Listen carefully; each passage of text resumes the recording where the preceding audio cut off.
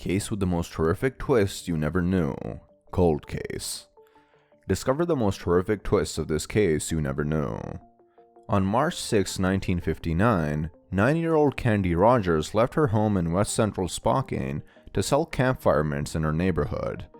Concern grew as the hours passed without her return, and after 2 grueling weeks, her lifeless body was tragically discovered deep in the dense woods, far from her familiar surroundings.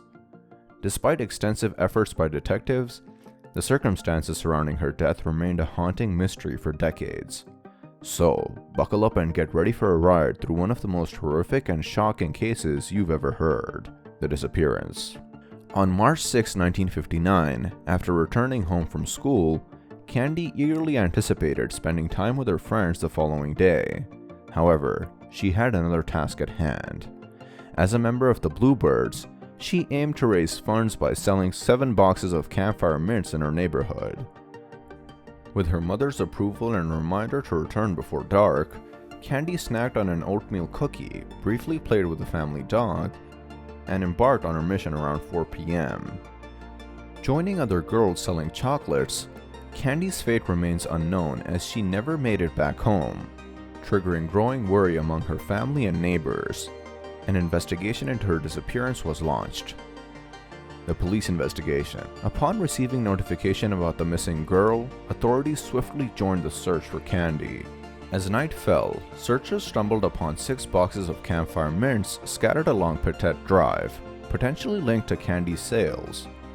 Despite the extensive search efforts, the following day, which involved police officers, sheriff's deputies, horseback riders, vehicles, and even assistance from the Air Force, tragedy struck when a helicopter carrying search personnel collided with a high-tension wire, resulting in the loss of 3 lives.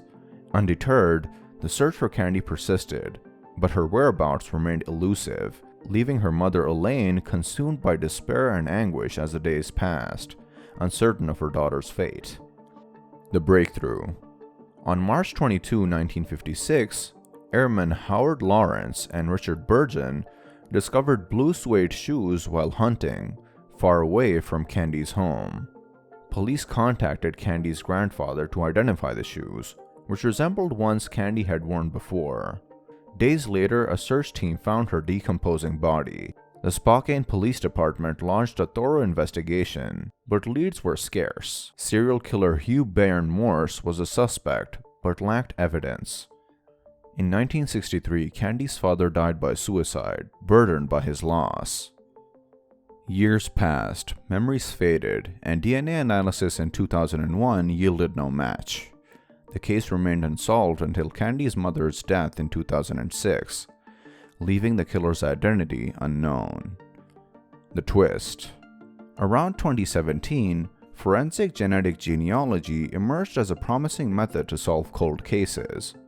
Combining DNA analysis and traditional genealogy, this technique aimed to bring justice to victims and their families. In Candy's murder case, Brittany Wright, a forensic scientist, obtained a DNA sample stored since 2001 and reconfirmed its match to the original perpetrator's profile.